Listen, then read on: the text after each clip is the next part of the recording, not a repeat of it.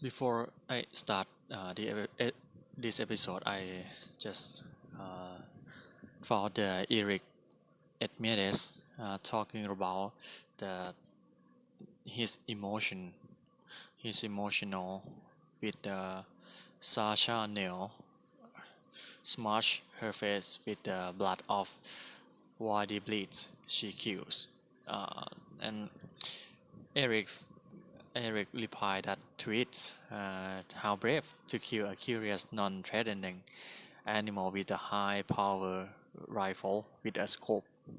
Well done, you should be proud of yourself, Sasha Neil. You wanna show how thoughts you are go hunting elephants with a Swiss Army knife.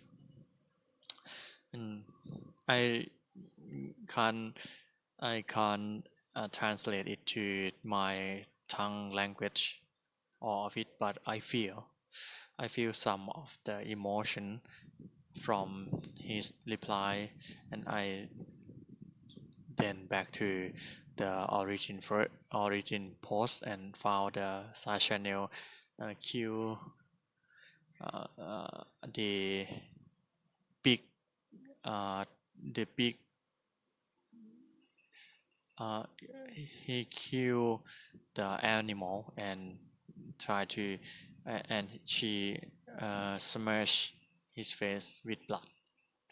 No fighting at all, cause he used the rifle, just kill and take a picture like this. And I am interested this post because I feel they're emotional and any feeling any feeling to need to translate the words and I find more about this effect that come from we will stick the words with the emotion and it will longer remember in our brains. And after that I try to search from the medium blog talking about remember our remember. The title of post is in the mood to remember how our mood affects our ability to recall memories from the medium.com. We humans aren't perfect and our memories are no exception. We all know that feeling when a word is at the tip of our tongue or when we struggle to remember what our childhood home looked like. We are not computer. Our memories, thoughts and feeling are deeply intertwined. Scientists have been chipping away at these relationships for decades and have uncovered some interesting insight about how mood influence how well we can remember things from one moment to the next. Before diving into what they found, let's look at how information goes in and out of our memory encoding, and the memory retrieval on another block in her block. And the memory encoding is the first process that happens when you create memory about an event or piece of information and store it in your short-term or long-term memory. For example, an event might be that it's your seventh birthday and you tear violet wrapping paper away from a large cardboard box to review a Nintendo 64 best birthday ever. You first need to encode that event so it can be a memory you can call upon later. Encoding also happens if you try to memorize a list of 10 words. Memory recalls or retrieval is the academic academic way to say remembering. It's the process of retrieving a memory into the present moment. For instance, the your 35th birthday and you only got Lam birthday presents, and so you recall the file or memory of getting a Nintendo 64 and how freaking awesome that box was. Or you might try to retrieve the list of 10 words. You memorize it and find that you are only able to write down 8 of the 10. Mood congruence, good mood, good memory. The good, the mood you are in when you encode, and memory has an effect on how easy it's it is to recall the memory later, and your mood state at the time of retrieval also impact your ability to recall a memory. One phenomenon being studied in mood con- congruence, the idea that moods promote the processing of event and information that fit with the same emotional tone. We are more likely to remember happy events, words, and faces if we are happy at the time. Same goes for sad mood. We remember negative information better when our emotions are shadowy. Mood congruence works even for very, very old memories that have a negative or positive tone. People are better at remembering childhood events that match their prevailing mood. Happiness and receiving an Nintendo 64 go uh, head in head, hand in hand. And depressed patients tend to remember negative childhood memories and have a better memory for negative things in general. Another study showed that when depressed patients memorize a list of words, then are asked to complete the start of the word like can. They use the negative words from the list more often than the positive ones. Cancer instead of candy. Depressed patients also remember sad faces better than happy ones.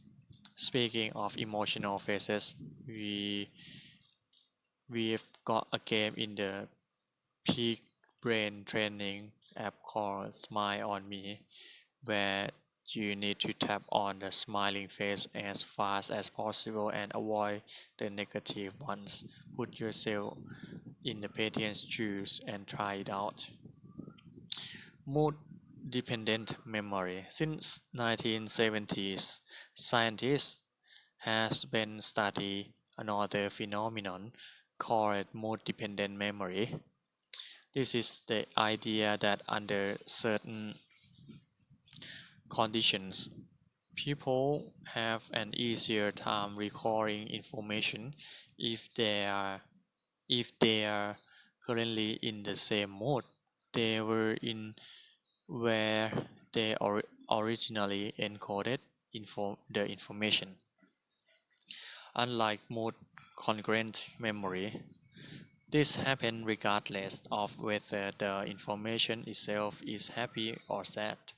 For example, if you were over the moon happy when memorizing a list of natural, boring words like molecule and alabaster, alabaster, you will remember more of them if you are similarly elate when you try to write them down, compared to if you were depressed when you tried to recall them.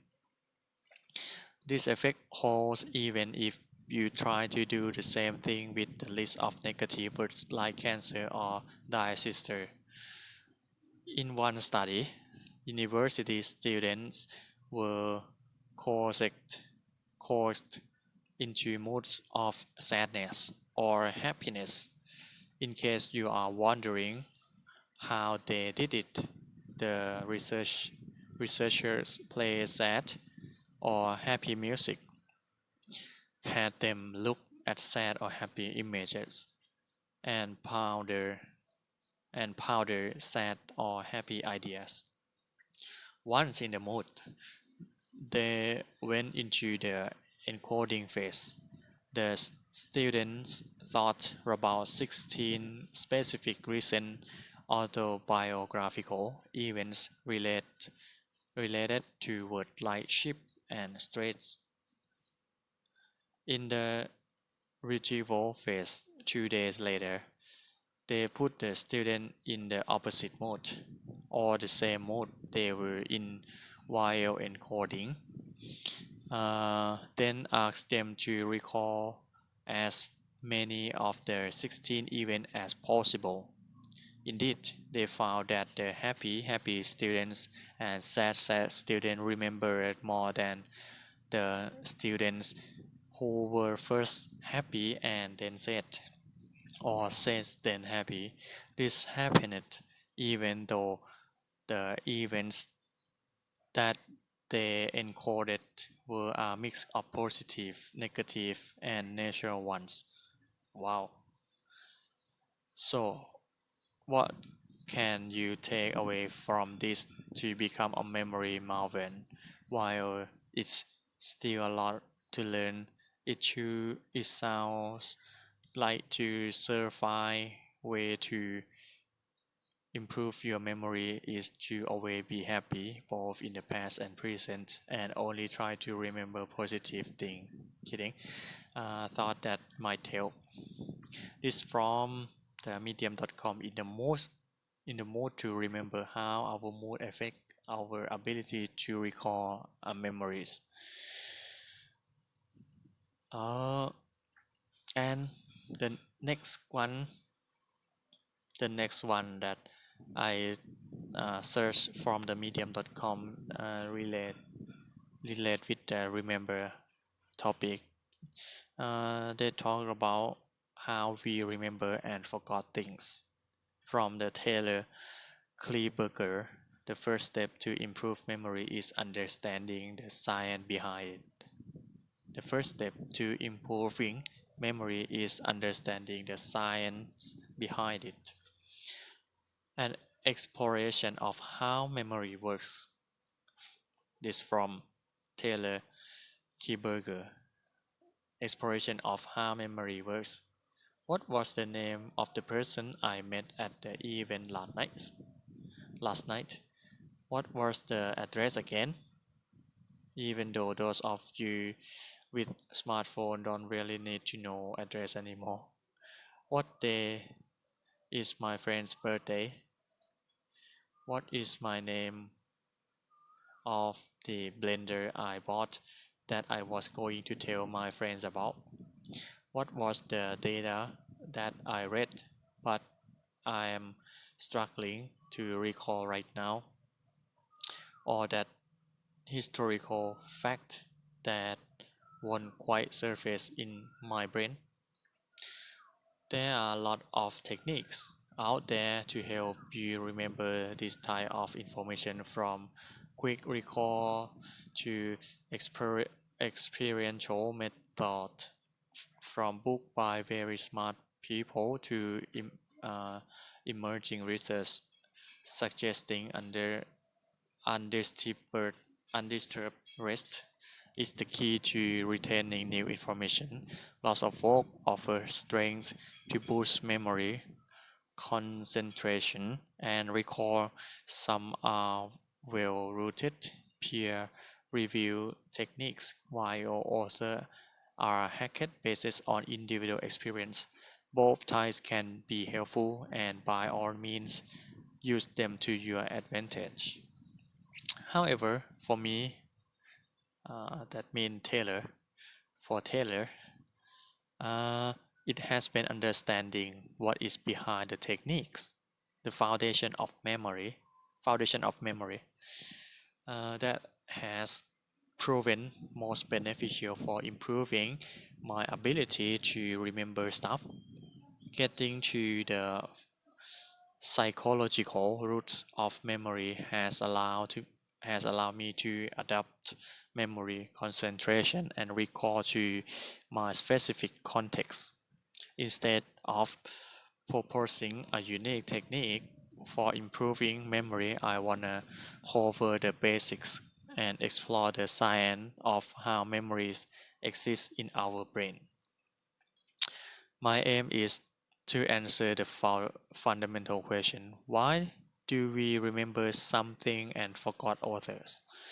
And why do we remember something briefly but then lose them over time? What do we know about memory and the brain that might help us be more intentional about how we learn and take in information? Sensory short-term, long-term memory. Sensory memory. The brain processor of memory is quite complex and involves several forms of memory. Understanding this form is key to unlocking how information stay in the brain long term. We will start by sensory memory. Every moment you are alive, you are taking in information. You remember very little of this information long term, but it's important to acknowledge that memory and learning don't only occur when you sit down to read or watch something. This is called sensory memory. Sensory memory is quite literally anything that you sense take in during a given moment. When you feel the touch of your keyboard or phone, breathe in olfactory information, see colors and objects, hear music or conversation or traffic, taste food in your mouth. Each and every sensory experience is something that technically becomes a part of your memory. Most of this information doesn't last very long. The uh, lifespan is usually about 1 second. This doesn't mean that sensory memory is relegated only to the instant indeterminate information that you happen to taste, touch, feel, smell, or hear. Learning someone's name, trying to memorize content, or reading a book all start as sensory memory too. All information, whether meant to be retained long term or instantly forgotten, is stored in your sensory memory for that blip of the second. This means that your sensory memory is huge. It's huge.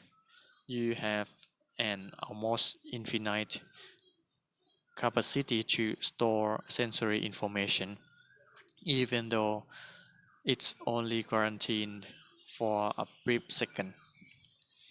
You are constantly putting infinitely large pieces of content into your memory, but most of them are gone immediately. So, how do we keep this sensory information going? Uh, the next one, short-term memory. Short-term memory is often compared to the craft of construction. Processing sensory information is like grabbing a tool, uh, moving the information into short-term memory is like pressing that tool on your workbench. You decide in every moment which information you want to constantly focus on.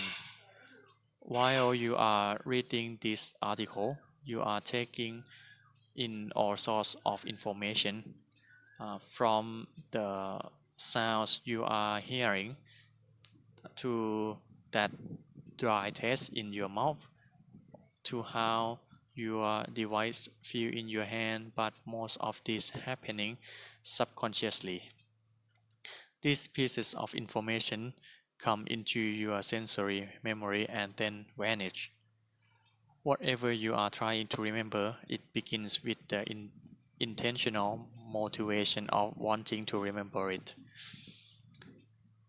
The words you are reading, however, have captivated your conscious thought simply by that intentional focus. They move from sensory experiences to short-term memory. It's called encoding. Encoding. Encoding is the intentional, conscious recognition of the sensory experience that brings information into your short-term memory because of the focuses attention you give it. Conscious processing elevates information from the quickly evaporating sensory memory, but its lifespan is still only about 30 seconds. Also, a problem with something begin in your conscious thought is that space is much more limited than with sensory memory. By giving explicit attention to the sensory information, you prevent the information from disappearing instantly, but you also transfer it into a much more limited storage bank. Short-term memory storage can hold 5 to 9 chunks of information compared to the infinite capacity of the sensory memory. This is the limit of your conscious workbench, and you still only have about 30 seconds before that memory dissolves. But here's the thing, you remember more than 5 to 9 chunks of information, right? You remember more than 5 to 9 chunks of information. There must be a more permanent level of the memory. Then long-term memory. Long-term memory. First, the good news. Long-term memory has infinite capacity. More good news. Long-term memory is capable of infinite duration. Wow. So you have taken the information from your sensory memory, and placed it in short-term storage through a conscious encoding process. But how do you transfer that information into permanent storage, long-term memory? This is where the bad news come in. The encoding process is much more difficult. You have to create an association or attach significant meaning to the content in order to store it. Again, this is where the bad news comes in. The encoding process is much more difficult. You have to create an association or attach significant meaning to the content in order to store it permanently. In this field of memory and recall techniques, this is the area where most people focus, finding ways to create association or attach meaning to help you remember content. Before we discuss those components of long-term encoding, however, we must cover the various types of long-term memory.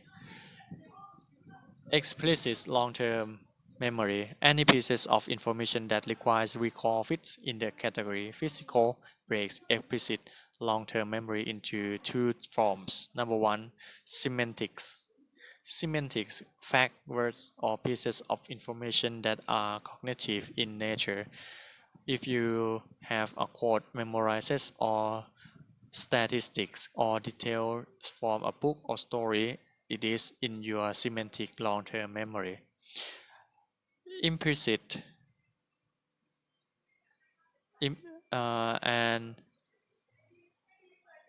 the next one is episodic. Episodic pictures or image that you have ingrained in your brain. The next of the explicit is implicit long-term memory. Any pieces of information that is ingrained in your life but doesn't require intentional recall of it. In this category, again, there were two forms. Implicit, number one, automatic procedures or functions that you learn but no longer have to think about, like walking or breathing. Fortunately, our body are pretty good at accomplishing this very early in life. And implicit, number two, conditioned procedures or functions that you have made into muscle memory. Muscle memory. Wow, muscle memory. You take the information and do it frequently enough that it becomes natural. Neuro Neurologically, your myelin sheath is predisposed to make this happen. You have a coat you have a coating around every neuron that grows stronger every time you engage that function. You regularly condition these things into your memory. It is possible to condition yourself to make otherwise unnatural learned behavior innate to your life. This is in a way positive. You can make bad habits innate, which is what happens with most addictions or compulsion. Changing behavior is also dependent on conditioning your external environment to become muscle memory. If you are still reading this, I assume you have the curious mind and desire to encoding information into your long-term memory. Yes, of course. Here is how we do that. Tips for encoding long-term memory. Tips for encoding long-term memories. The goal for learning, memorizing, or internation in internalizing any style of information is to encode those pieces of information into long-term storage bin in your brain. Going from sensory to short-term memory is pretty simple. Just give the sense information your attention. Encoding long-term memory is more difficult. This is why a lot of information stay short-term and why even more information begins the process of becoming long-term but never solidified and eventually decay. You remember a name or fact or habit and it stay with you for a day or a week, but then it fade away. This is called encoding failure. Encoding failure. Wow. Why encoding failure happens. Remember how you places a tool on your workbench to move it into short-term storage. Moving something into long-term memory is like taking the tool from that workbench and putting it in the toolbox. However, if you don't intentionally keep that toolbox within reach, it becomes difficult to access. There are two main types of encoding failure. Number one, storage decay. Storage decay. This is when you begin encoding to long-term memory but never complete the process.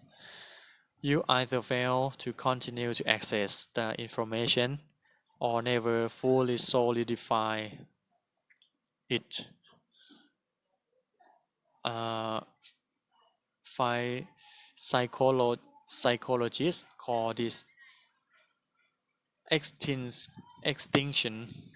You place the information in the new environment, but you don't nurture or adapt it to its new location, and it atrophies, storage decay, and encoding failures. Number two, interference.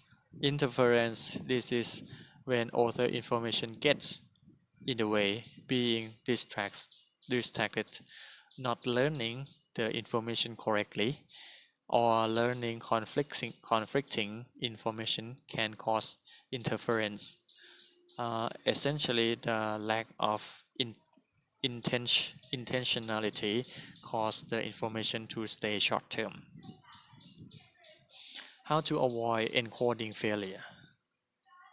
While there are a vast number of resources available that teach specific techniques, I want to offer the root behavior that you can adopt to your specific context.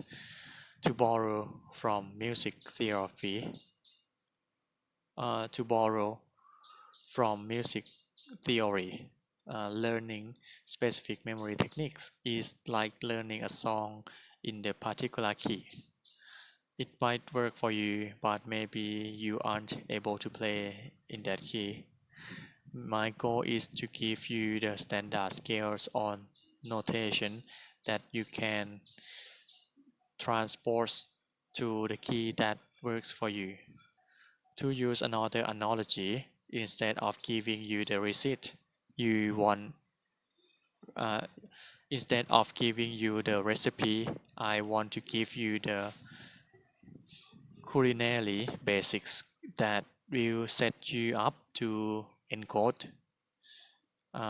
whatever you want. So here are the basics requirements or principle for encoding to long-term memory that you can adopt to your context. Encoding long-term motivation, emotion, location, and association, undistri- undisturbed processing, pattern meaning, conditioning to to familiarity, and incarnational learning. Number one, motivation. You are at a party and someone comes up to you and start a conversation. The person says their name and begins telling a story. If you want to remember this person's name, there is one step that will solidify the information.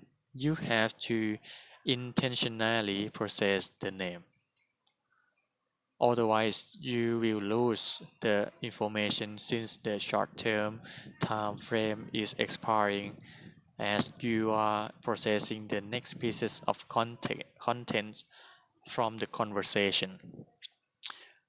Whatever you are trying to remember, it begins with the intentional motivation of wanting to remember it. If if it is a name, what I will often do is repeat the name out loud in some civilly recognized way.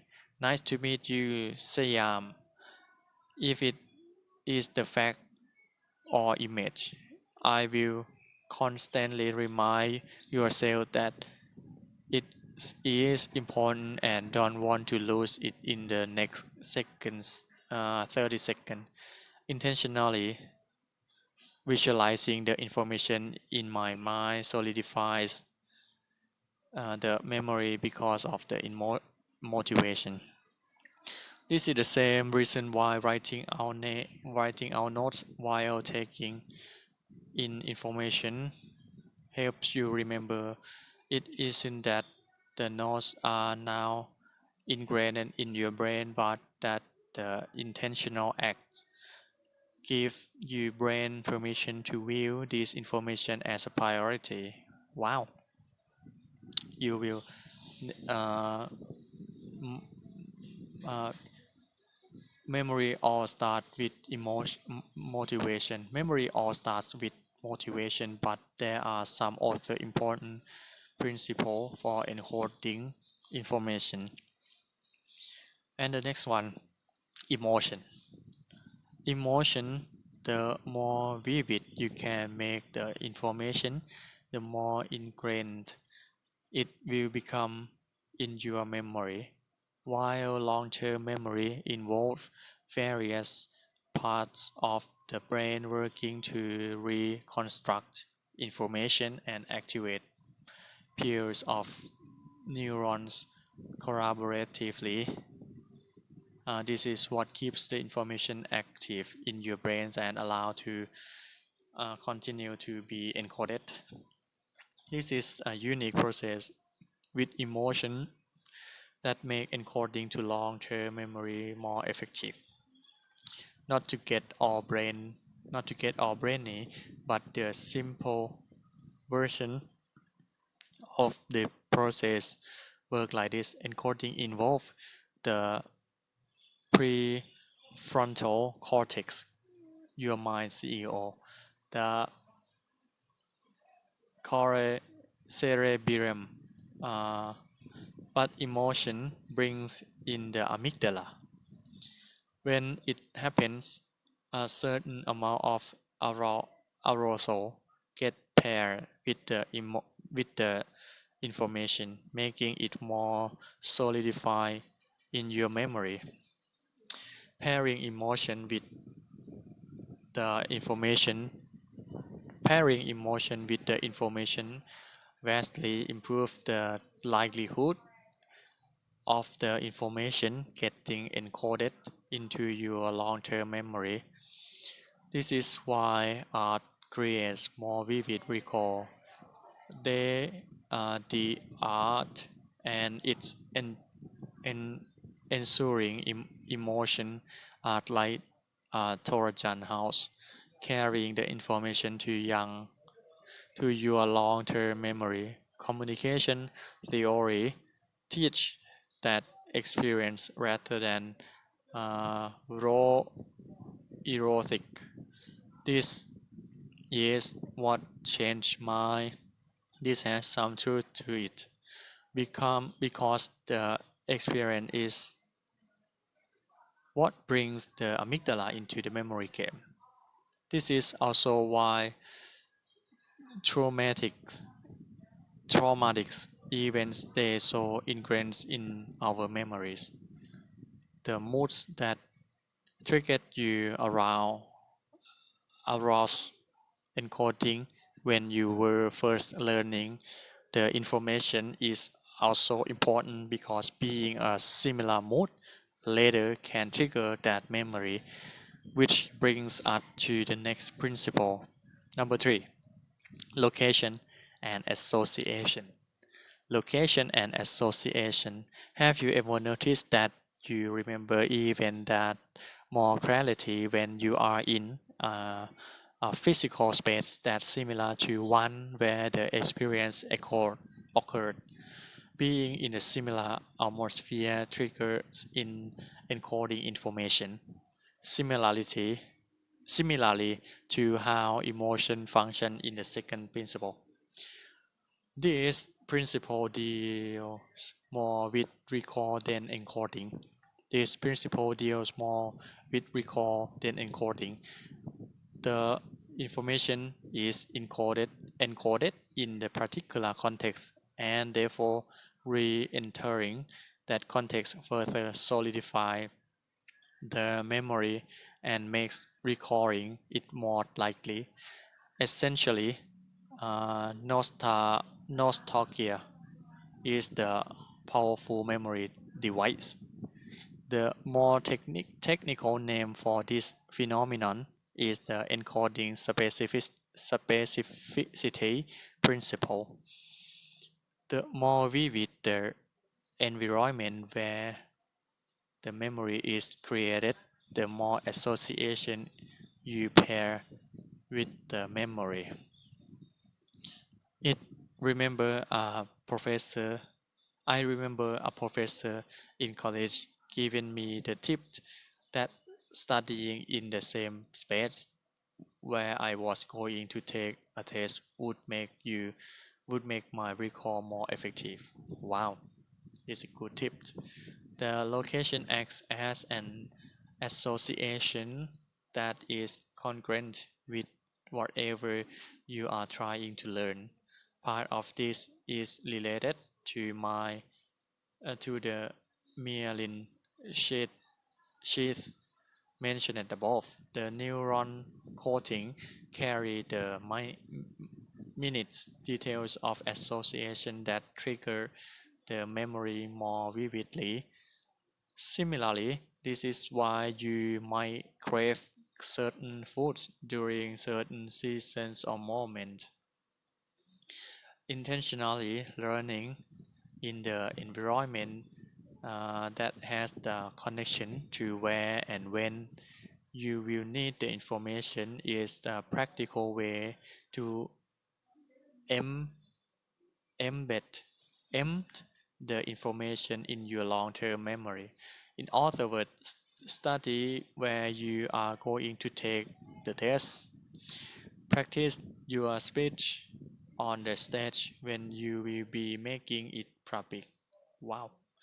The more vivid the environment where is the memory is created, the more associations you pair with the memory, the more association you connect to the memory, the more encoded the information is. Next one, undis- undisturbed, undisturbed processing. There is a common reference. This is the most effective way to encode information is in chunks of about 15 to 30 minutes. There is even a technique called Pomodoro undisturbed processing. Pomodoro that acts as a management tool based on setting a time for working or learning. You do 25 minutes, then rest for 5 minutes, with a longer rest of 15 minutes after a certain number of segments. Why? Because your capacity as a human being is limited, and you have to force yourself into constraints to avoid overloading on information, which would be a form of interference that leads to encoding failure. Wow.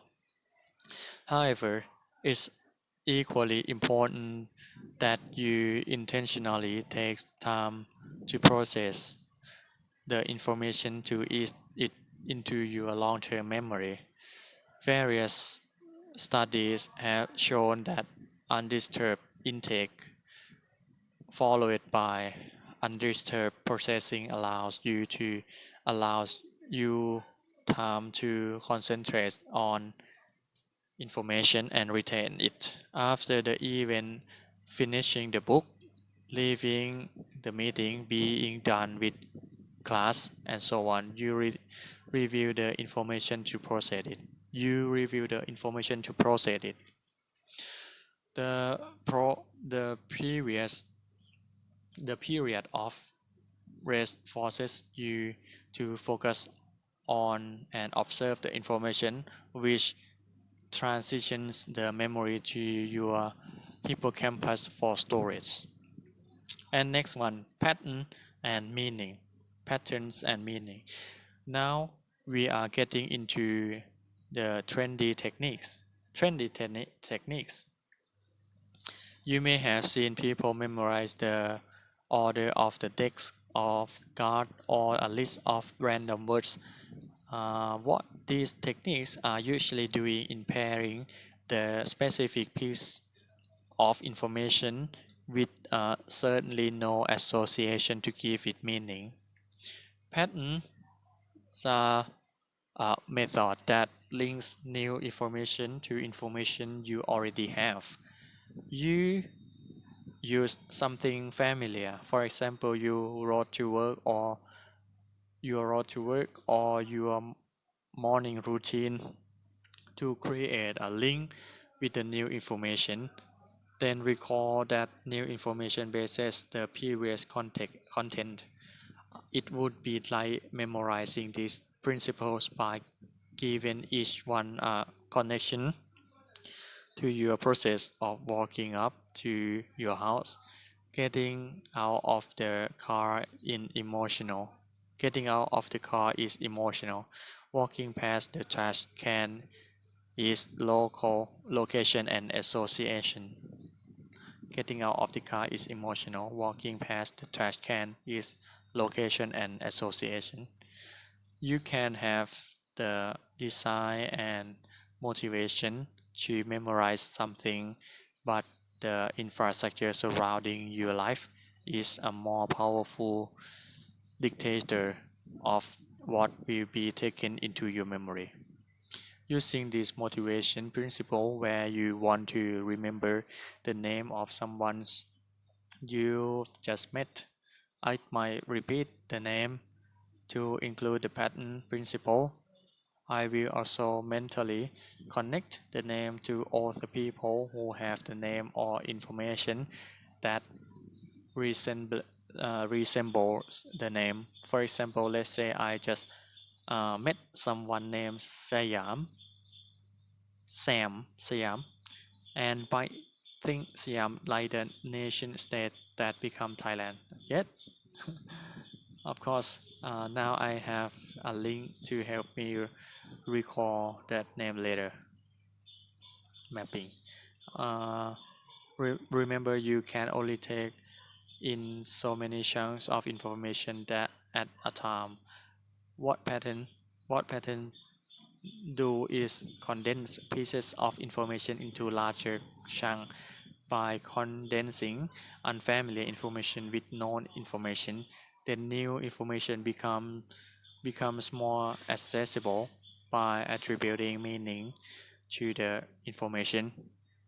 It becomes encoding alongside with you already value and know. Using patterns to create meaning is the great way to remember information. It can also be the most unreliable though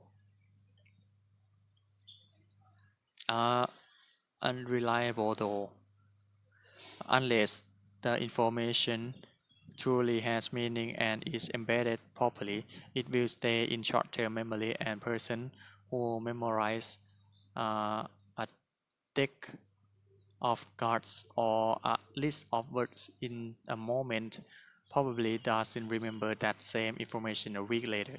The more meaningless the pattern, the less likely you are to fully encode the information long term. Pattern and meaning are best used in conjunction with each other. And next one, conditioning familiarity. Familiarity. The most practical way to remember something is to do something with the emotion. Continuously repetition over time is the most difficult, time consuming, least meaningful option, but it will encode the information. Instead of repeating the name or using a pattern, you encounter the person continually continually over time. Seeing a person and hearing their name repeatedly helps to information get stored more permanently. And I will go to the next one, incarnational learning. The most practical way to remember something is to do something with the information. Somehow you have to move the information from your head to your hands. This create meanings, emotional connections, and tangible association. Uh, it can also lead to conditioning and the unreserved intentional processing. This is so important. Actually, doing something with what you learn will make it a more permanent part of your toolbox. The next one, the bad news memory is more reliable. Notice that I haven't said the memory is permanent. Yes, your long-term memory is infinite, both in capacity and time, but that is the ideal. Uh, Technology corrodes memories because it eliminates the need for encoding. Technology corrodes memory because it eliminates the need for encoding. This is why eyewitnesses are steadily losing value in courtroom. Not only do eyewitnesses usually fail to encoding or the information necessary in that moment, but how we remember what happened is continually affected by new pieces of information gained over time. This is also why we tend to rom- romanticize the past. Our memorable memory has evolved how we remember the past into something that isn't as historical accurate as we might claim.